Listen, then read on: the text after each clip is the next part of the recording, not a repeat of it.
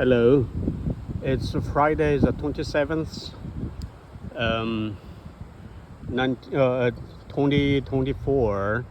Yesterday, this tornado, I think it's called Helene or Helene, passed southeast Georgia and South Carolina. See how much damage it caused.